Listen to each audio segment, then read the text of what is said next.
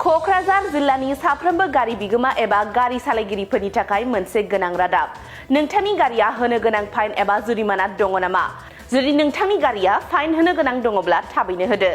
सोलिफु दाननि 31 मार्चनि गेजेरावनो गारिनि होनो गोनां फाइनफोरखौ होनो खावलायदों क'क्राझार जिल्ला हान्थामेला बिफाना।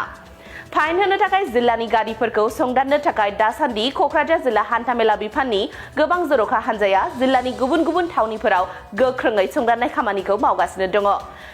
बेनिखायनो फाइन होनो दंब्ला 31 मार्च खालारनि गेजेरावनो होनो थाखाय मोनसे खौरां मेलनि गेजेरजों खावलायहरदों क'क्राझार जिल्ला हान्थामेला बिफाननि मावख'गिरि धजेन बसुमतारिया। मानगोनां गारि बिगोमा बिथांमोनखौ मिथिहोनो आरो खावलायनो आं नागिरदों। दिनै 17 मार्च 31 मार्चसिम बारा बावला। सोरबाफोर गारिनि माने टेक्सफोर होनो गोनां दङब्ला नैबे 31 मार्चनि सिगां माने टेक्सफोरखौ होजोबनानै लाथों। चेकिंआ बिराद जरदार सोलिगासिनो दं दा। जोंनानो नैबे हान्थामेला बिफाननिफ्राय ट्रेन्सपर्ट डिपार्टमेन्टनिफ्राय मोनबा ग्रुपआव जों राननानै खना खनला जों माने थाबायगासिनो दं। बेजों लोगोसे पुलिस बिफानाबो माने जिल्ला प्रशासननिफ्राय बिथोन होनाय जाखादों। माने बेफोरबायदि टेक्स होयि गारिखौ मोनोब्ला एक्सन लानांगौ होननानै। ओमफ्राय मोनसे बाथ्राया जाहैबाय टेक्स होयिनि थाखाय माने चेकिंआव डिटेक्ट जायोब्ला हमजायोब्ला माने चालान होयोब्ला बे माने फाइना बिराद बांसिन जायो, बिराद बुरजा जायो। ओमफ्राय गावनो गाव माने टेक्सखौ जमा होयोब्ला बै बांसिन फाइननिफ्राय गयो आरोखि।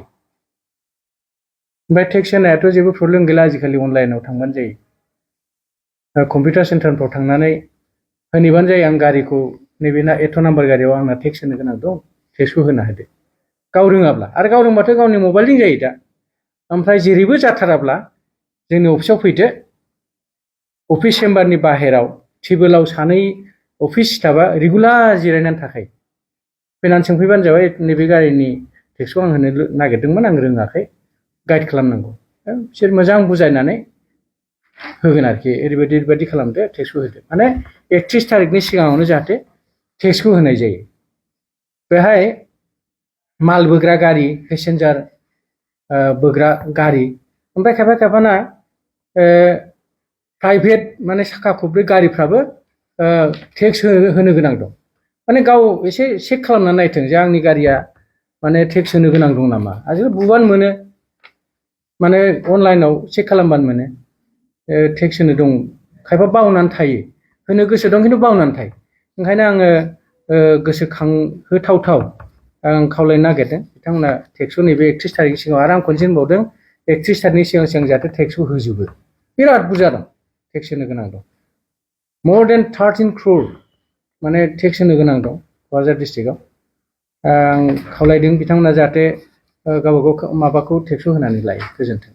थाखो 5 आरो मेट्रिक आनजाद उथ्रिसार जागोन फरायसाफोरनि थाखाय गोजोनथाव रादाब। गोनांथि आरो मोजां खाबुफोरखौ लानानै गुन गोनां सोलोंथाइ होनो नोंथांमोनखौ नेनानै दङ बड'लेण्ड स्टार एकाडेमि क'क्राझारआ। 2024 इं मायथाइयाव क'क्राझार थिथागुरि समबाय मावख'नि साखाथियाव गोदानै गायसनजानाय बड'लेण्ड स्टार एकाडेमि क'क्राझाराव 2025-2026 सोलोंथाइ बोसोरनि गोदानै मुं थिसननाया सोलिगासिनो दङ। बड'लेण्ड स्टार एकाडेमियाव 6 थाखोनिफ्राय 9 थाखोसिमनि फरायसाफोरा बर' बिजोङाव आरो 11 थाखोनिफ्राय 12 थाखोसिमनि फरायसाफोरा बर' बिजों आरो इंराजि बिजोङाव मुं थिसननो हागोन। बेनि थाखाय आर'ज बिलाइ आरो फान्डुलिपि बिलाइगासिनो दङ।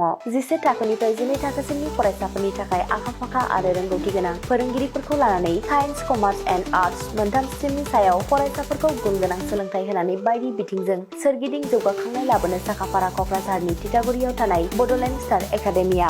बड'लेण्ड स्टार एकाडेमियाव मुं थिसननोब्ला बाङाइ बेसेनाव मुं थिसननायनि गेजेरजोंनो फरायसाफोरा गाहायाव होनाय माखासे खाबुफोरखौ मोननो हागोन। इंराजि सोलोंनायनि खाबु खाबु, साखोन-सिखोन थाखो खथा, बिजाब बाख्रि, BPL थाखोनि फरायसा फरायसुलिफोरनि मुं थिसननायाव 20% मासुल रेहाय होनाय। बेजों लोगोसेनो नोंथांमोनहा JEE नीट आनजादनि थाखाय बेसेन नाङै फोरोंथाय, मान्थलि मक टेस्ट, जिउ राहा दानाय बायदि गियानलु आयदाफोरनि उफ्रा सोलोंफारिफोरनि खाबुफोरखौ मोननो हागोन। हौवासा आरो हिनजावसाफोरनि थाखाय मुलाम्फा गोनां मोजां जामुं आरो मोजां थाग्रा खथानि खाबु गोनां हस्टेलनि खाबुफोरखौबो मोननो हागोन। बिदिब्ला गोबाव खालामाजासे नोंथाङाबो बड'लेण्ड स्टार एकाडेमियाव थाबैनो मुं थिसननायनि थाखाय सुलाद लादो।